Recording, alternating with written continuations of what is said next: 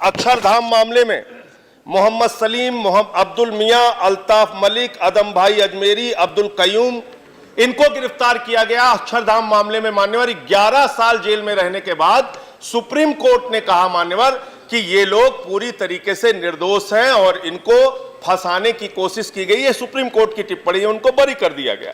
संजय सिंह। धन्यवाद मान्यवर, आपने इस महत्वपूर्ण विषय पे मुझे अपनी बात कहने का मौका दिया। मान्यवर, ऐसे कानूनों का दुरुपयोग होने का इतिहास बहुत लंबा है। टाडा के कानून की अगर हम बात करें सर, 1985 में एक कानून बना, 95 में खत्म हुआ। 76,166 मामले टाडा के अंतर्गत लिखे गए, जिसमें 4% से ज्यादा आरोपी साबित नहीं हो पाए, बाकी सारे लोग बरी हो गए। पोटा कानून की अगर हम बात करें मान्यवर, 4,349 लोगों पर मुकदमा दर्ज किया गया, सिर्फ 13 लोगों पर आरोप साबित हो पाया। पोटा कानून की अगर हम बात करें मान्यवर, अक्षरधाम मामले में मोहम्मद सलीम, अब्दुल मियां, अल्ताफ मलिक, अदम भाई अजमेरी, अब्दुल कयूम, इनको गिरफ्तार किया गया। अक्षरधाम मामले में मान्यवर 11 साल जेल में रहने के बाद सुप्रीम कोर्ट ने कहा मान्यवर कि ये लोग पूरी तरीके से निर्दोष हैं और इनको फंसाने की कोशिश की गई है। सुप्रीम कोर्ट की टिप्पणी है, उनको बरी कर दिया गया। 1996 में मान्यवर आगरा जयपुर मार्ग पर समलेती में एक बस में ब्लास्ट होता है मान्यवर।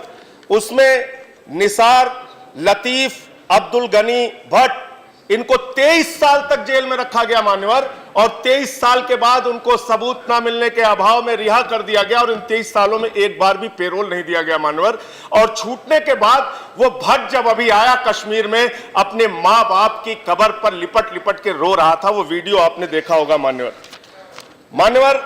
टाडा के जो और दूसरे मामले हैं, राजस्थान में 228 टाडा के मामले दर्ज हुए, जिसमें एक अल्पसंख्यक समुदाय की प्रथम जाति, दूसरी अल्पसंख्यक समुदाय के दूसरे संख्या की जाति और 3 जो है बहुसंख्यक समुदाय के लोगों पर FIR टाडा के अंतर्गत दर्ज किया गया। केरल की बात अगर हम करें मान्यवर, 1 मिनट और है सर, आज CPM और RSS के कार्यकर्ताओं पर टाडा के अंदर कानून दर्ज किया गया मान्यवर।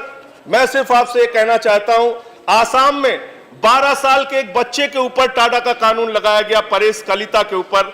आप मान्यवर, गुजरात के बड़ौदा के अंदर 12 साल के एक बच्चे पर टाडा का कानून लगाया गया।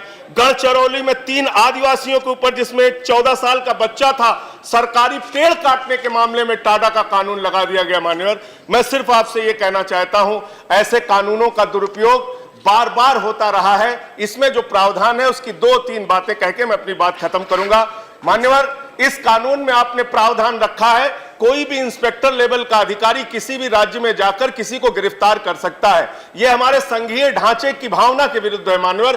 किसी भी राज्य में वहां के DGP, वहां के पुलिस से परमिशन, वहां की सरकार की परमिशन के बगैर आप किसी की गिरफ्तारी कैसे कर सकते हैं? इस प्रकार के कानूनों को सुप्रीम कोर्ट में या कई कोर्ट में चैलेंज किया जाएगा तो इसमें मुश्किल होगी। मैं अनुरोध करूंगा कि इस कानून में जो भी आप बदलाव लेकर आए हैं, इसको वापस लीजिए। ये पूरी तरह से संविधान की भावना के, संघीय ढांचे की भावना के विरुद्ध है। Thank you Sanjay ji.